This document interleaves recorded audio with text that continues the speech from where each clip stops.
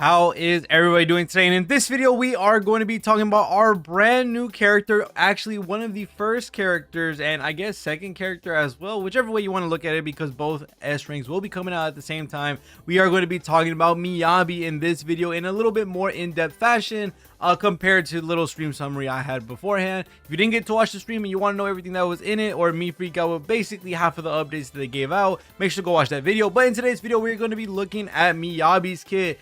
And wow, I'm not going to lie to y'all, Miyabi's kit looked absolutely amazing, especially with all that she does. And it shouldn't be that much of a shock to us that this character is going to be as crazy as she is, because she's been one of the most waited for, one of the most popular characters in Zenless Zone Zero for quite some time. And realistically, looking at her kit, she basically came full swinging, especially taking note of the anomaly meta that we have at the current moment. We also are going to see her be a support, which is really cool. Which right now, what we know so far about Miyabi is that one thing that is for sure is that she has a brand new element, which is Frostburn, Frost, however you want to say it. And it is going to be a slight modifier to what we already know as ice damage. But this one is going to actually be giving you all the different types of reactions when it comes to the new Frostburn and also Shatter and Freeze. So we're also going to get 3 different effects that come from this, which I think is really nice to see, that we're going to get 3 different reactions coming out of this. And as an anomaly character, reactions are the best things in the world for us. So she's going to be working around managing her Frostfire meter or her Frostburn meter, which I think is really cool. And she's going to be getting this as you do her combos within her skills, within her normal attacks. And one of the main things that is very important is that when she does trigger Frostburn onto an enemy, you're going to be allowing all your squad members to basically be getting a boost in anomaly buildup. So she acts as not only a DPS, as you can see in the gameplay in the background, which she's absolutely decimating these characters. She's not only acting as a DPS, but she's also a support, which is actually really great for Miyabi, not only as a character to showcase her value, but also to say, yeah, she's going to be a character that's going to be very important in the anomaly meta, just because being able to gather more anomaly buildup rate is a really strong thing overall. Just looking at how many crazy reactions we can trigger, especially when you're looking at the teammates that we could possibly have in the game at the current moment. Now, what we do know is that we are going to see that she is going to use the team passive of support or faction. So characters like Yanagi are definitely going to be in that realm of possibility of being used within the team. Definitely gonna have to wait and see if Harumasa is gonna be a good pickup as well, just because although he is free, he does share lightning with Yanagi, so that might help the lightning anomaly get stacked up a little bit faster. The only thing is Yanagi kind of doesn't need any help, just because she does everything that she does really well by herself already, so she kind of doesn't need to. And one thing to also note is that with the new updates giving us not only the extra ults for everybody on the team, and it's not just one character, this is going to be a big game changer for the anomaly characters in the game, and for a lot of the characters in the game actually, which I think is a pretty big thing. Realistically, looking at all the characters that we can use, or all the characters that we can do, we're looking at characters like Nicole, characters like Shingi, characters like Miyabi, Yanagi. All these characters are going to be able to use their ults at any time they want, or chain it together, and that's going to make for some massive change or massive damage that not a lot of other characters are going to see. We're going to see stun characters get better because of this change, because now they're able to stun easier. They have easy access to that ultimate that was previously almost never used. Same thing goes for the support. We're going to be able to see characters like Rina, characters like Nicole being able to actually use their ultimate, which actually provides some pretty good buffs. Also looking at characters that are in the anomaly class, being able to see characters like Jane, Yanagi, looking at characters like Bernice and Miyabi. All these characters are going to be able to benefit so freaking much from this new update that we are getting, which is all the new ultimates being chained to the one character, not the full team, which I think is a really big update, and I cannot wait to talk about it a little bit more. We will have a video talking about Harumasa in depth, and also looking at every single character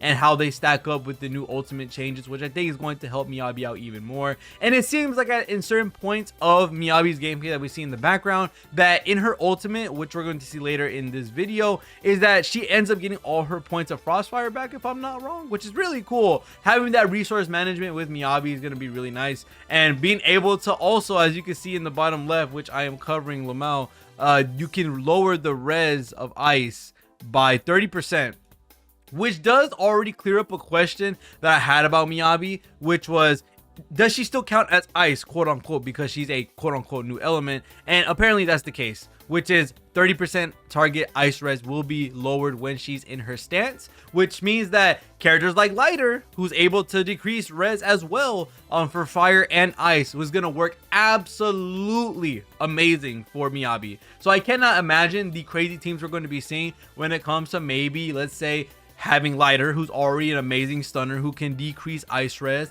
also having Miyabi, and also having Yanagi. Like, you're gonna have some insane anomaly procs, especially looking at what Miyabi can do. You're gonna have some nasty disorder coming from Yanagi, and you're gonna have these enemies almost never being able to do damage, which is gonna be funny with Lighter always stunning. And then we have characters like Shingi as well, who's lightning adjacent with Yanagi, and having Miyabi on the team, well, you're just gonna have not only the stun damage multiplier, which is pretty big for, again, Chingi's value, but you're also going to be looking at Yanagi being able to have that constant electric anomaly applied onto the enemy. Now, we will talk about Harumasa tomorrow a little bit more in depth, because it will be cool to cover a character that we're all getting for free, which is a really cool thing overall for everybody. I think that's a really nice thing that they gave us for this update. But yeah, overall, Miyabi has come full swing and has basically taken over what we already had of the meta, which was the anomaly meta that we had for so long. And I do have a little bit of a suspicion that we got that on purpose with all these anomaly characters, just so that we can play with Miyabi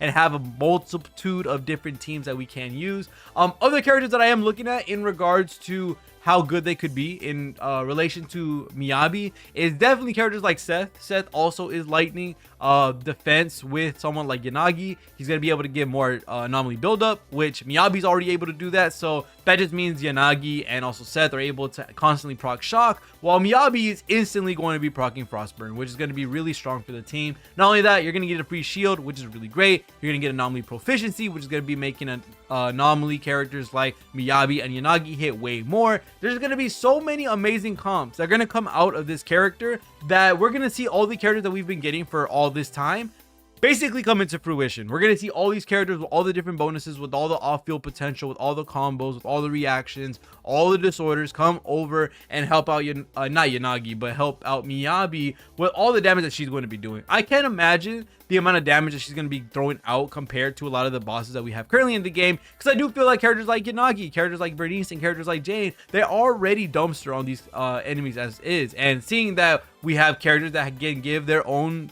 not physical, but ice penetration, on top of having characters like Lighter, having characters like Seth, Yanagi, all these guys to abuse anomaly. Yeah, attack, you might be cooked. I'm not gonna lie to y'all. Attack seems like is going to be a really hard step up to try to get to the point where they're going to be matching up with a lot of these anomaly characters, especially with the new support update, or the ultimate update, where everybody gets their own ultimates. This only makes Anomaly stronger, I'm not gonna lie, because looking at Anomaly, them having their ultimates, they have some crazy things, like Jane being able to refresh her passion meter, having Yanagi be able to proc disorders, Miyabi gonna get full Frostfire stacks. We're gonna have so many different characters that can proc so many crazy things with their ultimates, while I think for the most part attack characters don't really get a big buff in it. They get their usual, as always, with a little bit more of a damage boost, because supports can use their ultimate, and same with the stunner. So that's a really good thing for attack characters overall.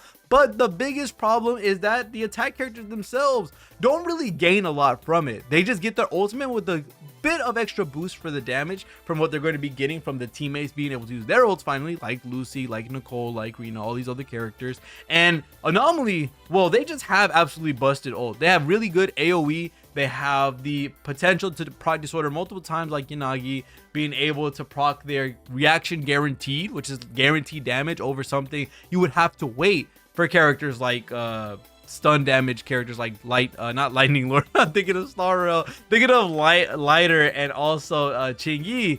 You're gonna have to wait for them to stun, which it is gonna be a little bit easier for the attack characters, but I do think the attack characters are gonna be in a little bit of a pickle when it comes to comparing themselves to the anomaly characters. But let me know what you think about these characters, Miyabi included, all the changes with the ultimate buff and all that different type of stuff. I do want to make a basically video talking about every character and how much they're going to be impacted by this ultimate change, which I think is going to be a really cool video. I think talking about all these characters and the improved status of all the characters and changing of tiering because of this new update, it's a really cool thing. It's a really cool thing to see the game change up, especially with this new update getting added with the not shared ultimates. It's going to be a really big changer for a lot of characters in this game, but we'll talk about that in the next video. Other than that, thank you guys so much for watching. See y'all guys in the next one, and peace.